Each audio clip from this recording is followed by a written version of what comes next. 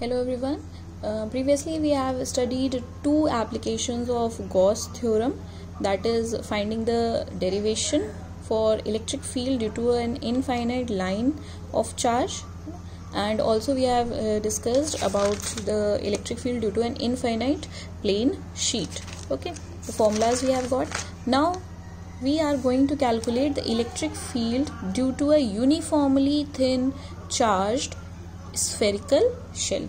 For that we are saying कि हमारे पास एक spherical shell है, एक hollow spherical shell, okay, having a radius capital R, ये वाली line, everyone will consider this line, okay, ये जो पूरी line बनी हुई है, ठीक है, not the dash line, अभी ये सब भूल जाओ, ठीक है, main is this one, okay, of radius R from the center O, okay.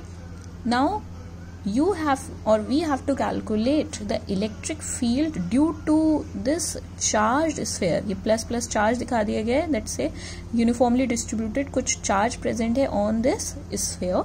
Okay, now in this case we have to find that what will be the electric field outside this sphere, say at point P, what will be the electric field inside this sphere, जिस sphere के surface पे कुछ charges present है, and what will be the electric field on the surface of this charged sphere. तीन conditions है. Okay, one by one we will look into the three conditions. Okay, for that we have supposed that let a charged sphere with radius capital R at center O is present and some positive Q charge is distributed uniformly. First of all, we are going to see how the electric field can be calculated at an external point. इस sphere के बाहर एक हमने point कहीं पे मान लिया P.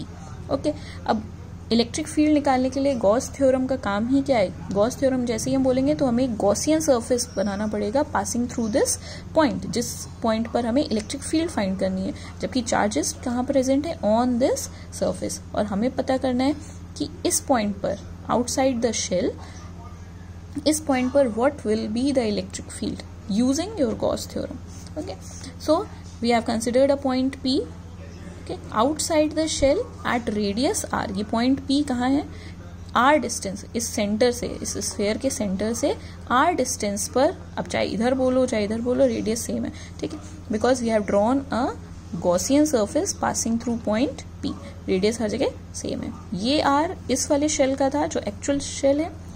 ये small r is the radius of this hypothetical Gaussian surface.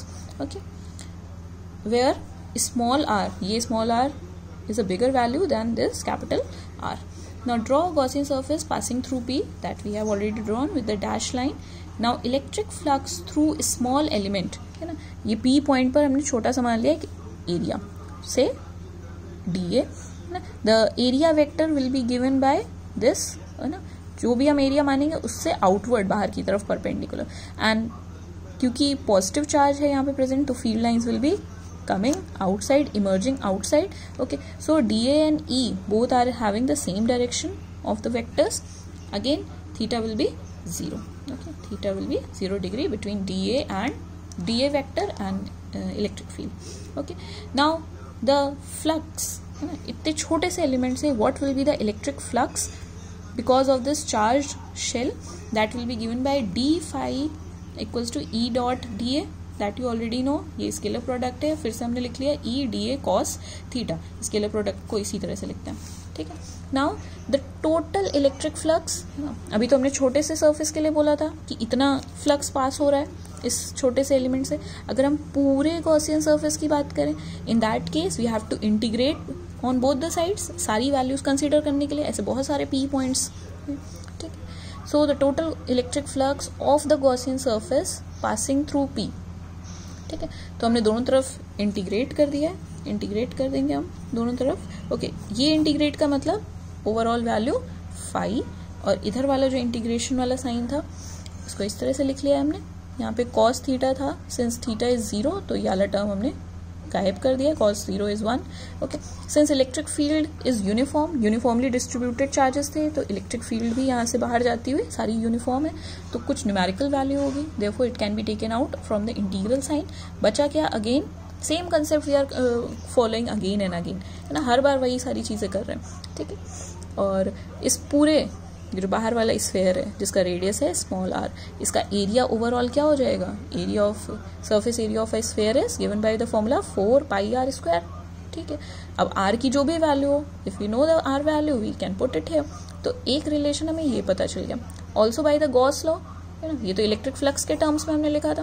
ठीक, also by the Gauss theorem वो क्या कहती है, that Gauss theorem says that flux through any surface is 1/ε0 times the amount of charge, तो q/ε0 दोनों values उठा के equal कर दें। ठीक है, दो फॉर्मूले पता चल गए हमें फाई के लिए।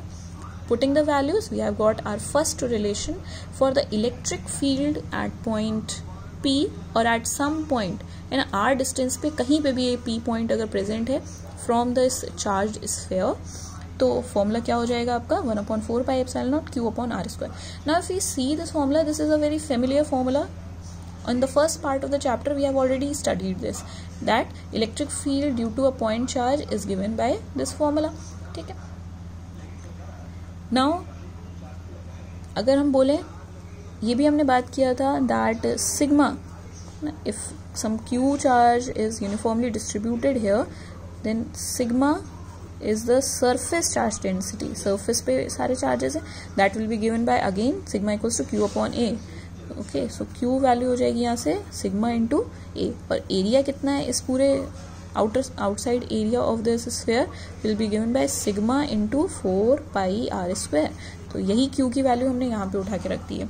q की वैल्यू की जगह we have kept this value sigma πr² by putting all the values here, ये वाली वैल्यू यहाँ पे रखी जाओ। We have got E equals to sigma/ε0। Now this becomes the final relation for any point which is lying outside the shell। अब ये point कहीं पे भी हो सकता था r distance पर। If you know the values of sigma/ε0, तो fixed value, you can easily calculate the electric field outside this shell। The next case is the electric field at the surface of the shell। अच्छा, इस shell के ही surface पे क्या होगी electric field. Okay, formula हमें मिल चुका है। ठीक है, यहाँ पे जब हम स्मॉल आर लिख रहे थे तो स्मॉल आर यहाँ से यहाँ तक की वैल्यू थी, किसी एक बाहर वाले बड़े स्फेयर के लिए बोल रहे थे। अगर हमें इसी स्फेयर पे पता करना है तो इस स्फेयर का रेडियस क्या है, कैपिटल आर। सो डायरेक्टली इसी फॉर्मूले में हम स्मॉल आर की जगह क्या लिखते हैं, कैपिटल आर। तो that will give you the relation for the electric field on the surface of the shell, है ना, कितना इलेक्ट्रिक फील्ड है उस शेल के सरफेस पे, या इक्वल्स टू sigma/ε0। ये जो यहाँ पे फॉर्मूला निकालना था ये तो सेम ही रहेगा, यहाँ पे तो कोई आर का टर्म ही नहीं है। ठीक है, it is independent of small R और capital R, that will remain same. Okay,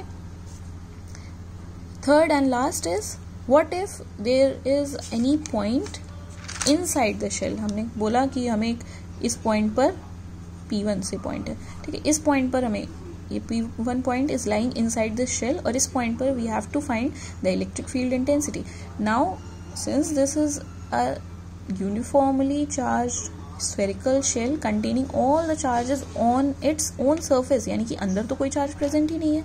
Okay, so directly what we can write कि अगर अंदर कोई भी चार्ज प्रेजेंट नहीं है, that means Q will become zero. Either you can directly put it here, Q की value zero हो गई तो इलेक्ट्रिक फील्ड की वैल्यू क्या हो जाएगी, zero. That is the reason why we say कि एक हॉलो कंडक्टर में, है ना, हॉलो कंडक्टर के इनसाइड में इलेक्ट्रिक फील्ड हमेशा जीरो होती है। That is that thing we have studied in the line of forces. वहाँ पे एक पॉइंट हमने पढ़ा था that inside a hollow conductor E equals to zero. क्यों E equals to zero, because कोई चार्ज तो प्रेजेंट ही नहीं है, और फॉर्मूला तो हमारा ये होता है। तो Q अगर जीरो हो गया, चार्ज जीरो प्रेजेंट है inside the shell, therefore E will be zero. This is for the most important derivation.